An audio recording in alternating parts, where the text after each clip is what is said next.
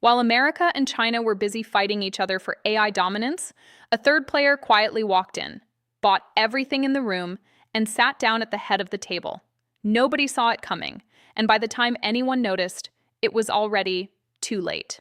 The era of oil is over, but Saudi Arabia just found something worth more than every barrel of crude they ever pumped out of the ground. And they are moving faster than any nation in history to own it completely. This is the story of how a desert kingdom is buying the future of human intelligence, and why the entire Western tech industry should be terrified. Let's start with the hardware, because before you can build the most powerful AI in the world, you need chips. Specifically, you need NVIDIA's most advanced processors, the H100, the H200, the Blackwell cluster, the same chips that power ChatGPT, that run Gemini, that process everything you've come to depend on. There is a global shortage of these chips. Every major tech company on Earth is fighting over them. Data centers are being built on waiting lists. American companies are rationing compute power internally. Saudi Arabia's public investment fund looked at that shortage and did something nobody else could. They used their energy leverage, their position as one of the world's largest energy suppliers, to secure priority delivery of tens of thousands of these chips, while everyone else was still waiting in line. They didn't just buy chips, they cornered the market, and now they're stacking them inside something the world has never seen before. Deep in the Neom region, the same stretch of desert where Saudi Arabia is building its futuristic megacity, they are constructing data centers unlike anything that exists anywhere else on the planet.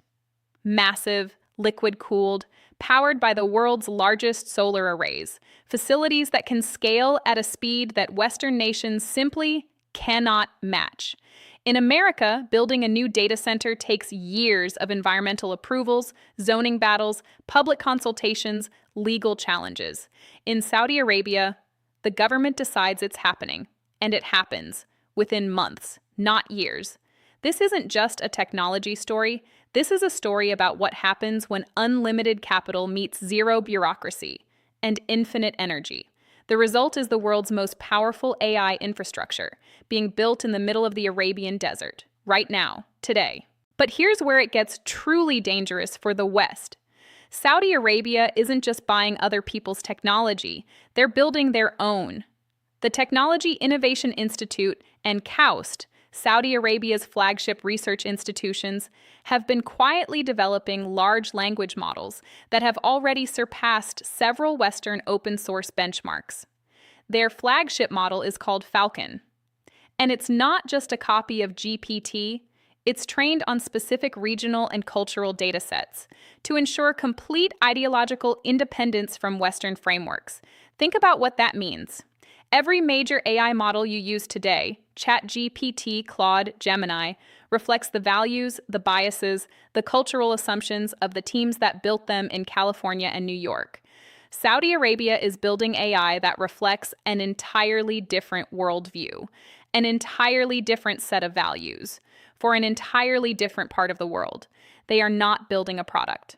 They are building a competing version of reality. And their plan to replace Western tech dependency entirely is already in motion. Right now, Saudi Arabia is actively recruiting the world's top AI researchers, engineers, and scientists, offering tax-free compensation packages and unlimited research budgets that no American university or tech company can match. When a researcher in Boston is choosing between a salary with taxes and a larger salary with zero taxes and a blank check for resources, the math is not complicated. Silicon Valley built its dominance on talent. Saudi Arabia is buying that talent, one researcher at a time. And simultaneously, they are positioning Riyadh as the neutral third pole in the technological Cold War between America and China. Every developing nation that doesn't want to choose between Washington and Beijing now has a third option: Saudi infrastructure, Saudi models, Saudi intelligence. The kingdom is offering something neither America nor China can: a genuinely non-aligned AI ecosystem. And dozens of countries across Africa, the Middle East, and Southeast Asia are already signing up. Now step back and look at what's actually being built here.